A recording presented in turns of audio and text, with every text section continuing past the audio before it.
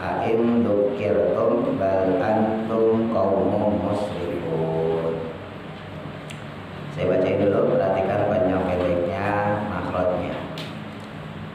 A'udzu billahi minasy syaithanir rajim. Qalu qairukum, qanya mat wajib.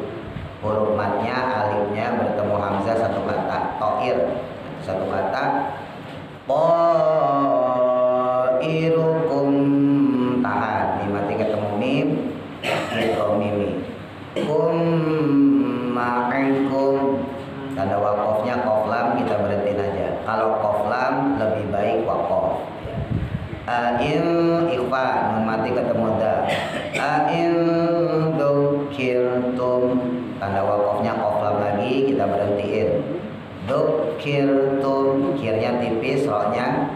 Ain dzukirtum bal antum, nun mati ketemu ta ikhfa. Bal antum, ikhfanya ikhfa akrab, condong ke an, jadi bukan ya, condongnya ke an, hurufnya ta to da. Bal antum izhar syafawi, mim mati ketemu qaf. Antum qaumun, idgham di guna, domatain ketemu mim tahan. Antum qaumun musrifun, sinnya tipis, taruh di bawah ya. Qaumun musrifun.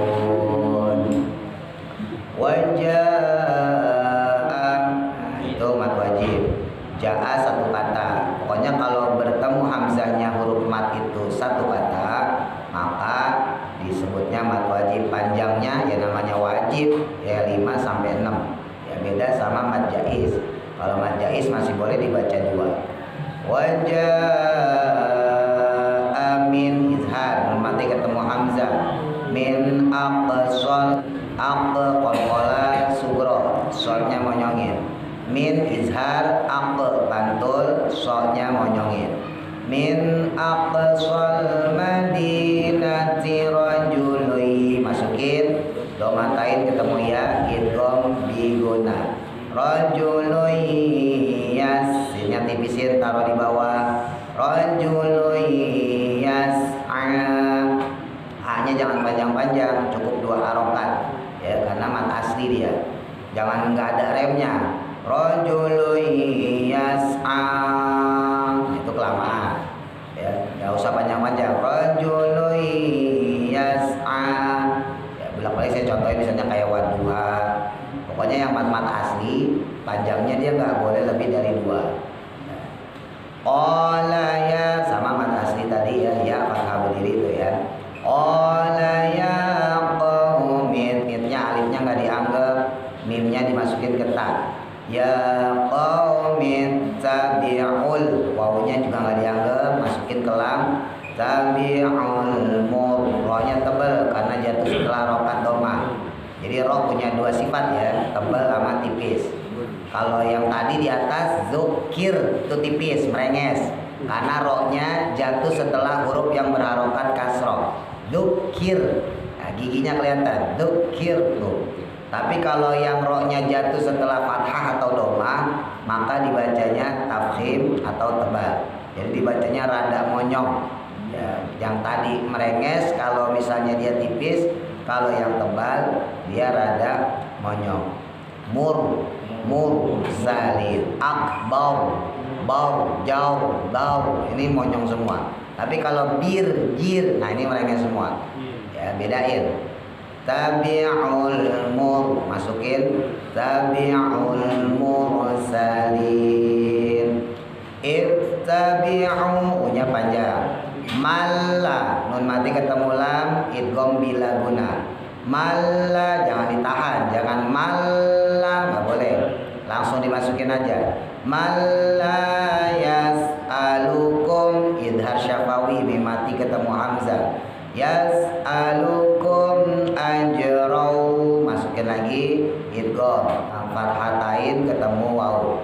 Ajrau wahum, tahan, mim mati ketemu mim, idgham mimi. wa hum muhtadun. Saya dulu.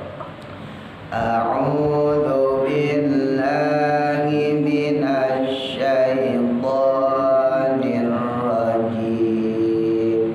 Tarik nafas 1 2 3. A'udzu billahi minasy syaithanir rajim. Saya dulu ya.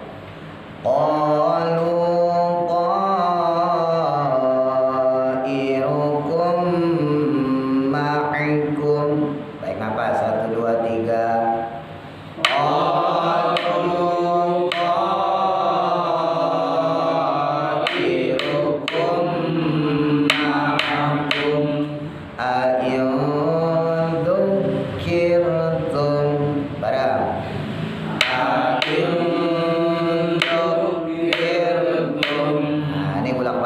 Tasdid hati-hati ya, jangan sampai setengah ketukan. Nah, jangan dokir. Nah, ini belum ngetop. Dokir belum. Dokir tum. Ini yang kelemahan kita emang di situ. Rata-rata tasdidnya kecepatan. Ya, saya ulang. Ain dokir tum. Bareng. Ain dokir tum. Bal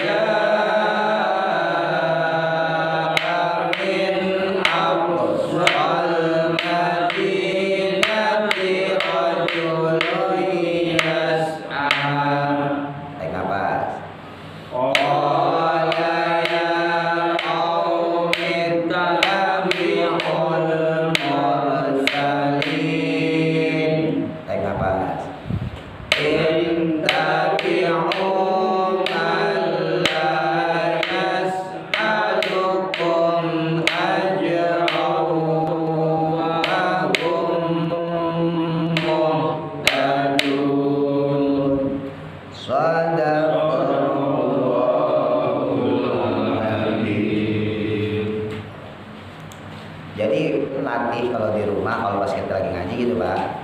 Nah itu biasain saya pelan. Orang kalau biasa pelan, diajak cepat bisa.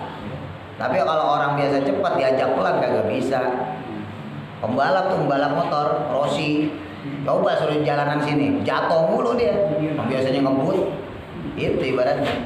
Orang kalau biasa baca pelan, ntar diajak cepat, misalnya pas kebetulan tahlilan, yasinan, yang bacanya cepat gitu ya, kita bisa ngikutin. Tapi kalau bacanya cepat, pas kebetulan dia dapat imam yasinan yang pelan, yang mimpin pelan, dia lambat ya, susah, emosi malah. Tapi makanya harus dilatih. Kalau udah biasa, ya kalau udah biasa pelan, dicepetin bisa. Qalu ta'irukum ma'akum ayyamukirkum. Sama aja sebetulnya, karena biasa terlatih pelan. Itu cepat lagi bisa. Qalu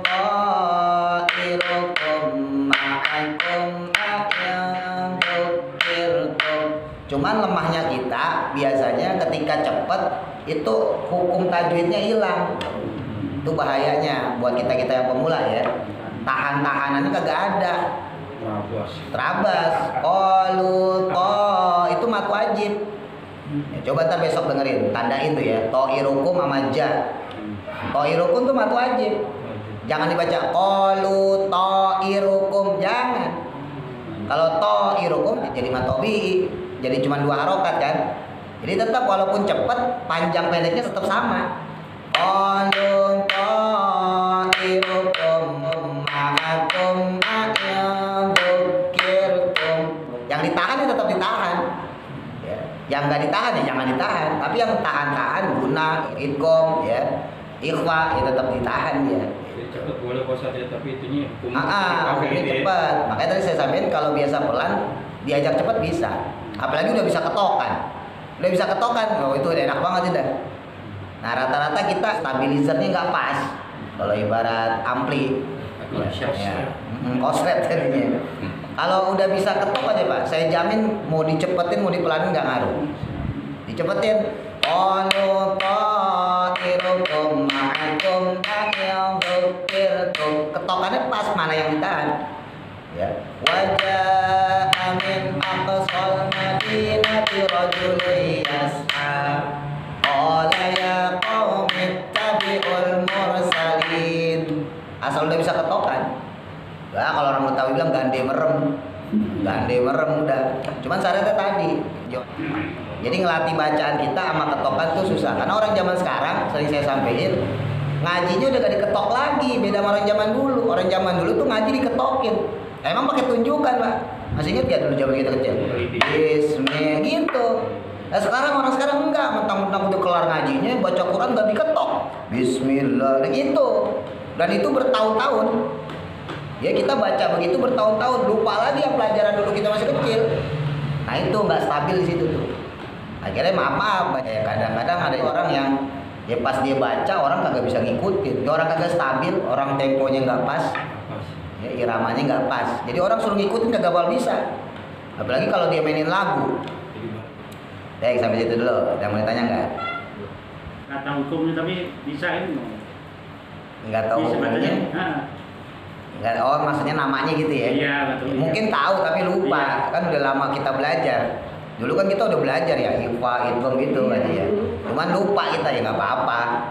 Yang penting bacaan. Yang penting cara bacanya benar. Tapi kalau buat baca pribadi itu ya, artinya buat konsumsi pribadi, jangan buat ngajarin orang. Kalau ngajarin orang kagak boleh. Saya gitu, ini apaan ya gitu, nggak boleh. Kalau saya harus bisa. Ngajarin Mbak Bura nggak apa-apa. Yang ngajari salah yang diajarin.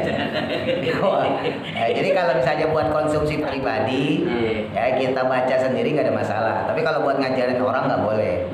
Ya, kalau ngajarin orang ya kita harus tahu mana ikhfa, mana idgham supaya nanti definisinya kagak salah, takrifnya kagak salah. Nah sekarang gimana kita mau ngerti izhar sama idgham kalau kita nggak bisa bedain apa itu izhar apa itu idgham kan gitu. Nah kalau cuma sekedar baca bisa silakan. Wah ini izhar saya tahu jelas, tahu nggak apa-apa. Idgham nggak apa-apa. Tapi kalau buat ngajarin orang nggak boleh. Karena kadang-kadang teori aja suka salah juga definisinya, takrifnya ya, pengertiannya juga salah. Banyak orang ngartiin idgham misalnya gitu ya. Apa artinya? Coba menurut yang kita tahu dari pelajaran kita kecil. Apa Mbak Gora? Dengung. Dengung. Apa ya dengung? Nah iya itu kayak gitu aja idgham dengung. Padahal bukan. Definisi idgham diguna bukan dengung. Idgham artinya memasukkan. Nah benar tuh kata Pak Haji Larno. Diguna baru dengan dengung. Jadi bukan dengung doang. Kalau dengung doang beda. Kalau dengung doang berarti bacanya langsung dengung. Bin gitu. Ini enggak. Harus dimasukin dulu. Nah itu pengertian itu menjadi pola dalam membaca. Gitu. Kalau gunah doang, iya dengung. Ya kalau gunah doang. Kalau gunah dengung. Tapi kalau idgham diguna memasukkan dengan dengung. Berarti ada huruf yang tadinya bukan dengung jadi dengung. Beda sama dengung toh. Kalau dengung doang, nun tasdid, mim tasdid, nggak kecampur apa-apa itu. Ya nggak? Iya. Atau misalnya ikhfa. Nah ikhfa juga ada orang bilang ikhfa dengung.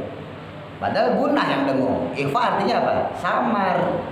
Bila gunah itu kan. Bila gunah dengan tanpa dengung, beda. Atau dengan tidak guna. Atau dengan tidak dengung. Ya. Bi itu artinya dengan. Bi dengan bismillah dengan asma Allah. Bi artinya dengan. Bi guna, bi dengan guna dengung. Bila dengan tanpa. Bi dengan la tanpa atau dengan tidak la ilaha illallah kan tiada Tuhan kalau tidak ada. Jadi tanpa yang ada selain Allah maksudnya gitu. Jadi dengan tanpa guna atau dengan tidak guna. Beda, makanya hurufnya kan beda juga secara makhraj. Jadi nggak apa-apa Pak Ji, bacanya benar, tapi nggak tahu namanya. Maksudnya mungkin nggak tahu namanya ya. Kalau hukumnya tahu, ya cara baca itu ya hukum itu. Mungkin namanya yang kita nggak tahu nggak apa-apa. Yang penting jangan buat ngajar. Kalau buat ngajar kasihan yang diajarin. Ya kan, sama aja kayak kita ngebengkel. Kalau bengkel buat benerin motor sendiri Pak, nggak tahu namanya nggak apa-apa. Nggak tahu kampas rem, nggak tahu blok mesin, nggak tahu nggak apa-apa. Yang penting tahu. Oh ini fungsinya buat ini, oh ini buat ngerem. Tahu. Namanya nggak tahu. Ya kan, tinggal kita datang ntar ke bengkel beli yang kayak begini dong. Nah gitu kan, beli yang kayak begini, oh tukang bengkel udah tahu. Oh kampas rem. Tapi nggak bisa buat ngajarin. Bang Alek tuh betulin tuh yang itu tuh. Apa tuh? Ya itu yang itu. Apaan? Iya yang itu. Nggak bisa. Paham maksudnya? Karena itu udah buat orang lain, bukan buat sendiri. Kalau buat sendiri gampang. Bawa aja udah ke tukang bengkel. Nih, ya kan? Pak mau beli yang kayak begini. Oh kampas rem. Udah. Tapi kalau buat ngajarin orang, nyuruh orang nggak bisa. Karena ya tetap butuh takrif, butuh definisi. Baik sampai di situ kita lanjutin ayat yang tadi ya. Tafsir Yasinnya halaman 7 baris ke-15 dari atas. Yang di dalam kurung ayat Pak. Ya kemarin mina adabun alim, ay maksudnya mu'alimun syadidun titik. Nah, udah ketemu. Lanjutannya tuh falama sami'a rasulu hadza minhum qalu qairuhum. Nah yang tadi kita baca tuh. Bismillahirrahmanirrahim. Qala musannifu rahimallahu ta'ala wa nafa'na bihi wa bi ulumi fi dharaini amin.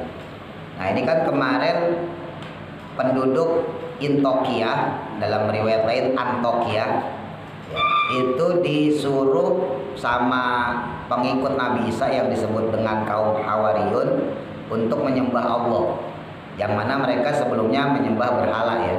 Menyembah api, menyembah gunung, pohon, pokoknya nggak nyembah Allah. Nah, kemudian ketika mereka berdakwah justru diajak berantem bahasa kita, justru malah disiksa. Makanya kemarin disebutin sampai mereka penduduk Antokia itu menuduh, mengecam, mengancam, bahkan pengen lanar juman nakum walayamassan nakum, pengen merajam. Lanar juman nakum tuh nanti saya rajam kamu. Walayamasanakum minna adab, dikasih azab, dikasih siksa ntar. Nah ini lanjutannya nih. Fala masami'a maka tatkala mendengar. Siapa yang mendengar? Ar-rusulu para utusan. Ya para utusan Nabi Isa tadi. Hadza akan ucapan ini minhum dari mereka. Qalu maka mereka berkata Ta'irukum ma'akum. Ta'irukum adapun kemalangan kalian. ma'akum adalah karena ulah kalian sendiri. Kan mereka dituduh bahwa mereka yang bawa apes, ya kan? Nah, bawa sial. Padahal enggak. Dijawab sama mereka, enggak, yang bawa sial itu kamu sendiri. Malangnya itu karena kamu sendiri.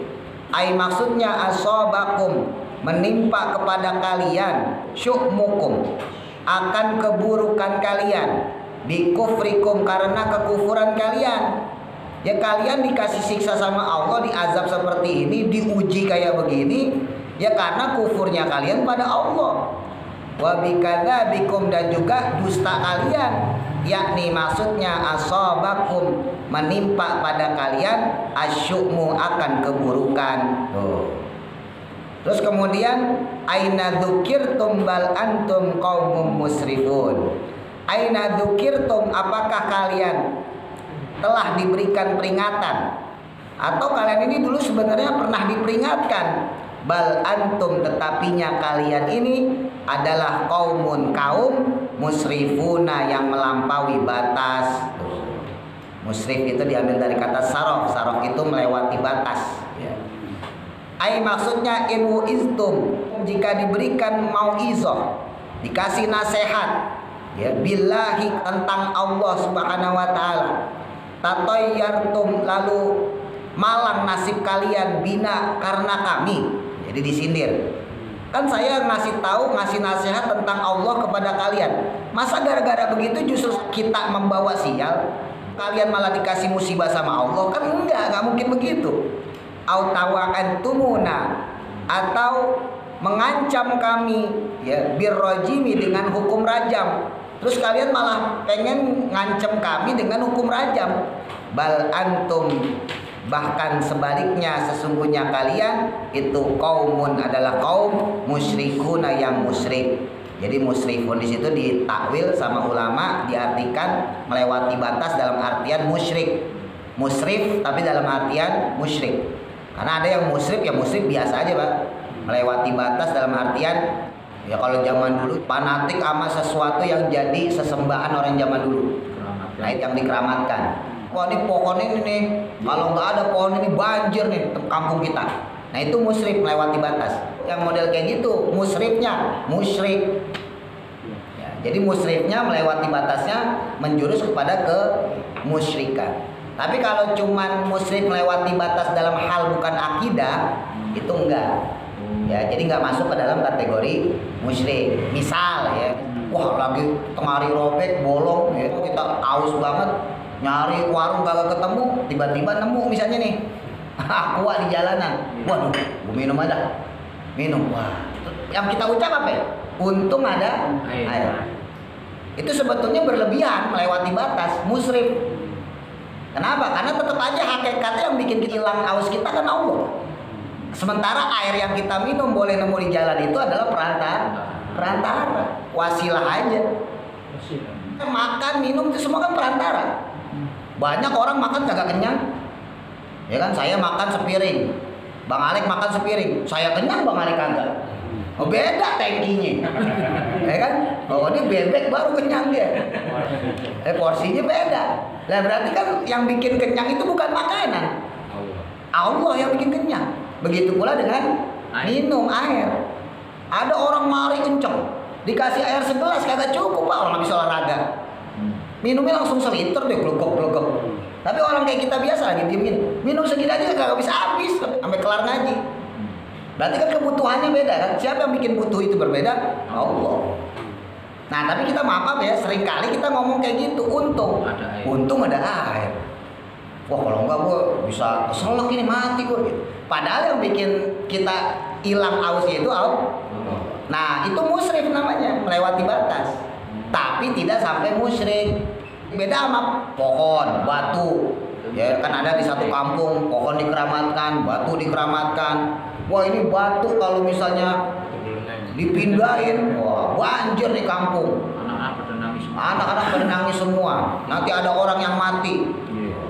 Nah, bahasa kayak gitu musyrik, tapi musyriknya justru menjurus ke musyrik, melewati batasnya menjurus ke musyrik. Jadi ada yang musyrik tidak sampai kepada musyrik, ada yang sampai kepada musyrik. Ya kan? Bodoh ini musyrik bener sama musyrik kumlang lah. Berarti nggak musyrik kok ya. Apa tuh? Untung ada Pak Dilarno, kalau Pak Agora kan suka bilang gitu. Oh iya gitu. Wah, gua belum merokok nih. Lewat Haji. Lewat Haji Larno. Ya, untung ada Haji. Itu musyrik itu. Itu musyrik ya. Ya emang hebatnya orang Indonesia apa untung sih. Ya, itu hebatnya orang Indonesia. Tadi lo untung. Orang kadang-kadang ya, kita jatuh nih dari motor, naik motor kenceng jatuh tuh. Untung. Aduh untung aja karena kenapa. Padahal motor hancur. Gue tahu itu orang Indonesia tuh ya. Nah jadi musyrik seperti itu ya nggak boleh. Musyrik dalam artian menjurus kepada menyekutukan. Nah ketika kita masuk pada ranah yang menyekutukan Allah, maka itu bisa dikategorikan musyrik. Jadi jangan mudah juga mendefinisikan musyrik. Kadang-kadang ada orang yang gampang banget.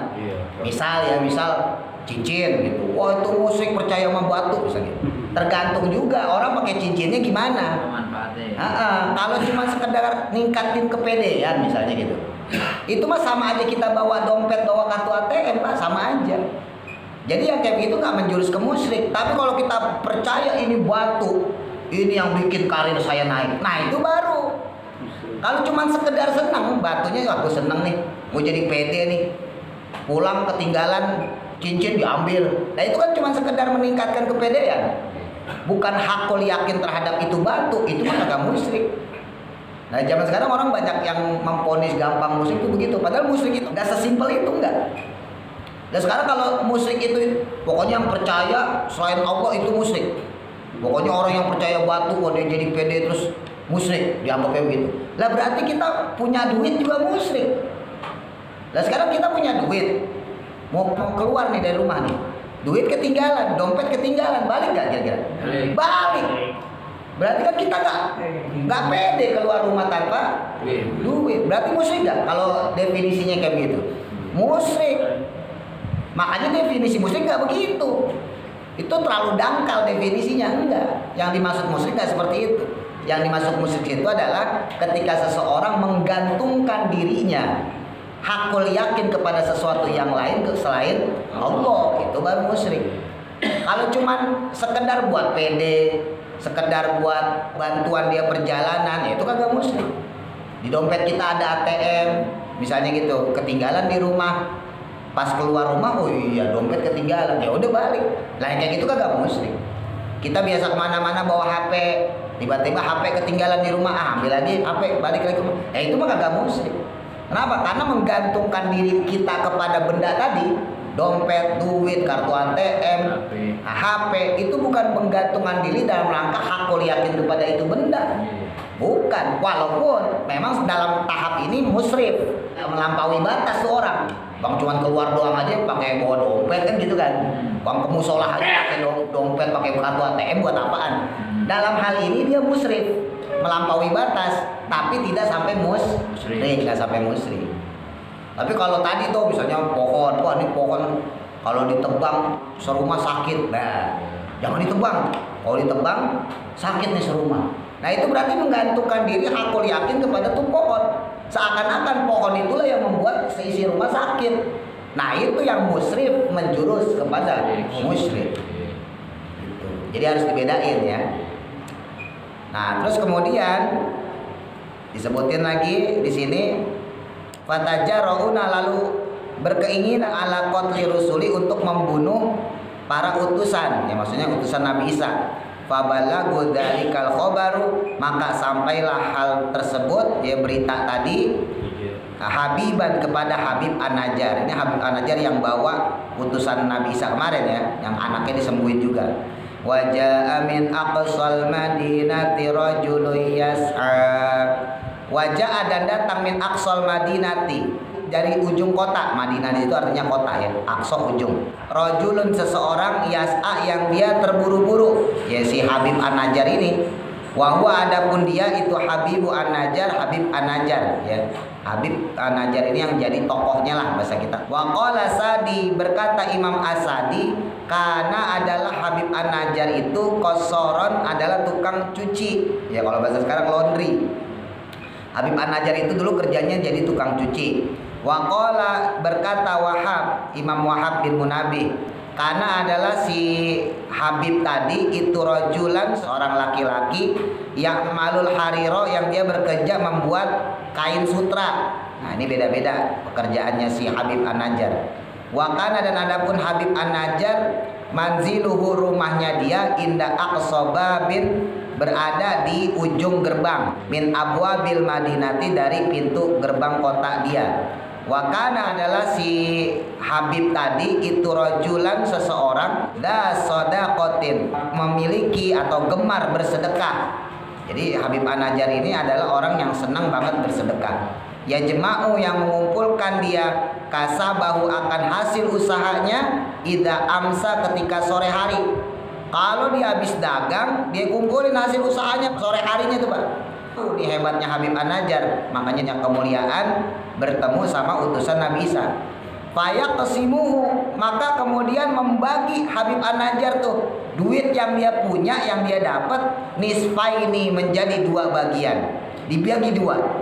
Fayutaimu, maka memberi makan si Habib An-Najjar nisfan, akan sebagian, li'iyalihi, kepada keluarganya, wayatasodiku, dan bersedekah Habib An-Najjar binisfihi, dengan sebagian, al-akhori, yang lain, alal fuqaroi, kepada orang-orang fakir. Tuh hebat itu. Jadi dia punya duit katakan 200.000 hasil kerjanya, 100.000 dia makan untuk keluarga dia, yang 100.000 disedekain. Dapat duit 100.000 dibagi 50.000, 50.000 dimakan sama dia, 50.000-nya dibagiin ke fakir miskin. Punya duit cuma 50.000 dibagi 2. Namanya orang dagang kan kagak mesti. 25.000, 25.000 dimakan dia, 25.000 lainnya dikasih ke fakir miskin. Nah ini boleh dicontoh ya. Cuman kita maaf kita bisa nyontoh biasanya kalau yang kecil. Ini kita punya duit Pak 50.000, masih bisa Pak, masih berani bagi 2. Punya duit cuma 50.000, wah gue belum makan nih, udah deh 25 gue buat makan, 25 gue kasih pengemis, ya kan? Mulai naik rezeki kita, baru tuh 50.000 dinaikin sama Allah rezeki kita, karena kita baik sama pengemis, sama orang miskin, sama janda, sama anak yatim, dinaikin rezeki kita 100.000. Masih berani 50.000 bagi 2. Enteng 50.000 buat makan, 50.000 kasih anak yatim. Giliran udah mulai naik lagi, dikasih lagi sama Allah, digenepin lagi 200.000. Mulai mikir, gede amat ya bagi 2 ya. Enak dia Tuh bener, berarti orang kaya itu mohon maaf makin pelit Pak. Jadi ada kemungkinan ya pahala kita itu besar ketika kita punya ya, uang banyak, ya suka tidak suka uang jadi kebutuhan ya. Tapi juga bisa punya kemungkinan gara-gara uang banyak orang jadi makin pelit. Jadi saya gampangin gitu aja, Bapak punya duit 100.000. Ini Bapak punya duit nih semua 100.000. Saya minta separohnya. Nah, pasti dikasih. Mas Ganto saya minta 50.000. Mas Ganto kan punya 100, saya minta 50. Pak Jidi saya minta 50. Kang tadi saya minta 50. Pasti pada ngasih semuanya. Tapi ketika Bapak punya duit 50 juta, ini di rumah punya duit 50 juta, saya minta separohnya. 25 juta ya Pak. Jangan. Haji Larno boleh nggak? Oh jangan. Oh kegedean itu. Dia 100 aja kalau 100. Lah padahal secara bahasa sama-sama setengah. Loh sama loh, sama-sama setengah. Cuman beda nominal. Angkanya tuh yang beda. Yang satu 100.000 dibagi 2 gocap-gocap. Yang satu 50 juta dibagi 2 25 juta. Tapi kalau secara hitungan matematik kan sama-sama setengah. Kenapa giliran yang sedikit kita bisa ngasih orang, giliran dikasih banyak sama Allah, malah kita makin pelit. Jadinya seringkali memang harta itu bisa jadi pembawa kita dapat rahmat Allah, redha Allah, masuk surga paling cepat bisa. Sedekah rajin, bangun masjid, bangun musola, ngasih anak yatim, fakir, miskin, ya fisabilillah, buat dakwah, wah itu paling cepat masuk surga paling cepat. Tapi juga bisa membawa beratnya kita, beban kita untuk masuk ke dalam neraka. Makanya ada cerita, ada 3 orang yang dia pengen duluan masuk ke dalam surga. 1 orang kaya, ya. Yang kedua ustadz. Nah, yang ketiga ini ada riwayat 2, ya. Ada yang mengatakan 1 orang miskin, yang satu orang ahli ibadah. Ini 3 orang ini pengen masuk surga paling duluan. Orang miskin dia bilang, ya Allah saya paling sabar. Masa nggak pantas kalau saya masuk neraka? Dari dunia susah saya, masa di akhirat susah juga? Ya surga dong ya Allah, orang saya sabar. Dan riwayat lain ini orang soleh yang selalu sholat, puasa, zakat dan seterusnya. Masuk musola, keluar musola, masuk masjid, keluar masjid. Nah, yang kedua ustadz, guru. Malaikat, saya ini kemana-mana ngajar, kemana-mana saya dakwah. Saya bikin pesantren, saya bikin masjid, saya bikin musola. Masa saya masuk surga belakangan? Saya masuk duluan loh. Nah yang ketiga orang kaya. Orang kaya bilang, saya ini menderma kemana-mana, saya nyumbang kemana-mana. Anak-anak yatim piatu, ya, janda-janda tua, janda-janda jongkok, saya sumbang malaikat. Masjid saya yang bangun, musola saya yang bangun, saya sumbang semua. Masa saya masuk surga belakangan? Akhirnya malaikat bingung, ini siapa? Terus ngadu sama Allah. Terus kata Allah, wahai malaikat, tanya mereka satu-satu, siapa yang punya pengaruh paling besar? Itu akhirnya malaikat Ridwan, penjaga surga, nanya satu-satu. Wahai orang soleh, dalam riwayat lain orang miskin, wahai orang miskin, kamu bisa masuk musola, kamu bisa masuk masjid, kamu bisa bertahan hidup, itu gara-gara siapa? Ya gara-gara ini orang kaya ini. Ya kan, yang ngasih makan dia siapa? Orang kaya. Yang bisa bikin dia masuk ke dalam masjid siapa? Orang kaya. Ya udah berarti kamu nggak boleh ngeduluin orang kaya. Ngalah kamu, somong namanya. Ustadz, ya. Waktu kamu dakwah, yang ngebiayain kamu dakwah siapa? Yang ngasih makan anak istri kamu siapa? Kamu kan sibuk ngajar. Duit kamu dari mana? Orang itu. Lah orang ini, iya benar. Kamu bangun pesantren pakai duit orang kaya ini. Kamu bangun masjid, kamu bangun musola, kamu bikin madrasah. Ini orang kaya yang ngasih kamu. Iya juga. Ya udah kamu gak usah duluin. Berarti orang kaya yang Duluan. maju duluan. Oh begitu malaikat. Orang kaya seneng Pak, mau maju duluan. Tapi ya dasar orang kaya ini soleh. Ya, orang kaya soleh. Oh kalau kayak gitu saya nggak enak deh. Biarin Pak Ustadz aja maju duluan. Gitu. Bukan bahaya mau belakang. Orang kaya bijak gitu ya. Oh, orang kaya bijak. Jadi gurunya diduluin. Ya Pak Jilarno duluan. Pak Jilaro, Pak Jenis duluan. Dikit lagi. Iya. Falamma balaghahu, ya, maka tatkala sampai kabar tadi anak qaumahu, bahwa sesungguhnya kaumnya Habib An-Najjar tadi ya, itu qasadu bermaksud qatla rusuli, untuk membunuh utusan tadi, utusan Nabi Isa, ja'ahum maka datanglah kepada mereka sa'ian dengan bergegas, dengan lari cepat. Wah. Qala maka berkata tuh Habib An-Najjar, ya qaumit tabi'ul mursalin, ya qaumi wahai kaumku, wahai kaum, wahai penduduk kota, ittabi'u ikutilah al mursalina, yaitu mereka-mereka orang yang menjadi utusan Nabi Isa. Ittabi'u man la yas'alukum ajra wa hum muhtadun. Ittabi'u ikutin man orang la yas'alukum yang tidak meminta kepada kalian ajron akan upah, akan balasan. Ini orang ikhlas, tulus, dia nggak minta balasan. Dia orang ini kagak minta upah, kagak minta gaji. Wa hum muhtadun, mereka ini adalah orang-orang yang mendapatkan petunjuk. Dalam riwayat lain, wa fi riwayat Qatadah, dalam riwayat Imam Qatadah, karena adalah Habibun, si Habib An-Najjar, fi gharin, pada sebuah gua, ya'budu, yang dia beribadah Rabbahu, kepada Tuhannya. Falamma balaghahu, maka tatkala datang dia khobarur rusuli, tentang berita utusan Nabi Isa tadi, atahum maka mendatangi mereka. Fazharo dinahu, lalu Habib An-Najjar ini menampakkan agamanya, maksudnya menampakkan kalau dia sudah masuk Islam.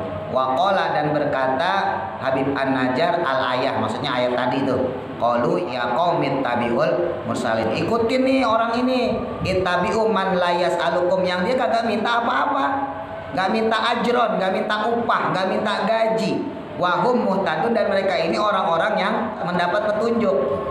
Waqala Qatadah, berkata Imam Qatadah, lama intaha, tatkala sampai Habibun Habib ila rusuli, kepada para utusan. Waqala, dan berkata Habib An-Najjar lahum, kepada utusan tadi, ya atas aluna, apakah kalian meminta ala hadhihi risalati, atas risalah yang kamu lakukan ini, ajron, dengan upah. Nih ditanya utusan Nabi Isa, emang kalian minta upah? Qalu, maka mereka menjawab, la, enggak. Walakin, tetapinya, naqulu ittabi'u, enggak, tetapi kami hanya minta ya supaya mereka mengikuti kami. Faqala, maka berkata Habib An-Najjar, ya qaumi ittabi'ul mursalin, ittabi'u man la yas'alukum ajra, ittabi'u man la yas'alukum, yang ikutin nih orang ini yang dia kagak minta apa-apa, gak minta ajron, gak minta upah, gak minta gaji. Wahum muhtadun, dan mereka ini orang-orang yang mendapat petunjuk. Wa yad'unakum, dan mereka ini utusan Nabi Isa mengajak kalian ilal huda, kepada petunjuk, wa ila thoriqim mustaqim, dan kepada jalan yang lurus. Falama sami'a, maka tatkala mendengar qaumuhu, kaumnya Habib An-Najjar, dalika, akan hal tersebut, qalu, maka mereka berkata lahu, kepada Habib An-Najjar, anta kunta, wahai Habib An-Najjar, kamu ini berada pada mukhalifan lidinina, telah menyimpang pada agama kami. Malah dicemooh juga, diancam juga. Wa mutabi'an, dan telah mengikuti lidini haula'ir rusuli, kepada agamanya utusan-utusan ini. Oh, berarti kamu ini udah membelot ya, udah menyeleweng. Padahal yang menyeleweng sebetulnya mereka. Lah kan mereka aslinya menyembah Allah, terus menyeleweng nyembah berhala kan gitu. Lah sekarang kok malah dibalik, mereka menganggap diri benar, terus orang yang nyeleweng udah balik lagi malah dianggap nyeleweng. Nah itu penyakitnya orang yang kemarin kita sambung ya. Orang kalau didakwain ya menolak kebenaran, karena menolak kebenarannya sudah bersumber di dalam hati dia, mau apapun yang kita sampaikan, dalil bagaimanapun pasti ditolak. Justru kita disalah-salahin. Itu udah kayak begitu dah. Mau gimana pun Pak, itu resiko orang dakwah gitu. Jadi jangan kira orang dakwah itu gampang. Jangan kira Bapak Ustaz tuh enak ya, mimpin tahlil Yasin berkat 2. Ya itu Ustaz Yasinan tahlilan ya. Tapi kalau Ustaz yang bener mah kagak begitu, kagak gampang Pak. Emang dikira gampang dakwah itu? Kagak gampang, susah. Karena kita berhadapan dengan orang-orang, ini pengalaman saya, berhadapan dengan orang-orang yang maaf yang kolot. Walaupun secara umur mungkin masih muda, masih 40-50, tapi cara berpikirnya kolot. Kita ngubah dia dari percaya batu kepada percaya Allah mutlak itu susah. Oh ini pokoknya Pak Ustadz gak bisa ini. Ya sholat tuh orang, tapi masih percaya batu loh coba. Oh Mas Gato masuk banyak. Banyak. Dia sholat, Allahu Akbar, sholatnya puasa, Ramadan puasa. Tapi kalau tiap malam Jumat bikin kopi, pojokin kamar, masih percaya sama kayak gitu. Itu mubah kayak begitu susah Pak. Dan itu nanti kita bertarungnya lewat apa? Lewat ucapan, lewat dalil. Nah nanti tergantung si fulannya. Fulannya bisa nerima nggak? Kalau hati dia lapang, oh iya, berarti saya dikasih kebenaran, maka dia akan ikut. Tapi kalau hatinya masih maaf ya, masih keras, masih batu, itu kita bakal ditolak. Bukan cuma ditolak, bahkan diancam. Jadi seandainya kita bertemu sama orang kayak gitu, terus diancam, dikata-katain, dicemooh, diejek, dihina, ya kalau bahasa sekarang dibully, nggak usah kaget. Ya karena emang dari zaman Nabi dulu juga orang kayak gitu udah ada. Bukan baru sekarang maksudnya. Orang dinasehatin ngebantah, dinasehatin terus ngancem kita, itu bukan baru sekarang, dari zaman dulu. Gitu ya. Wallahu a'lam, mudah-mudahan manfaat. Al-Fatihah.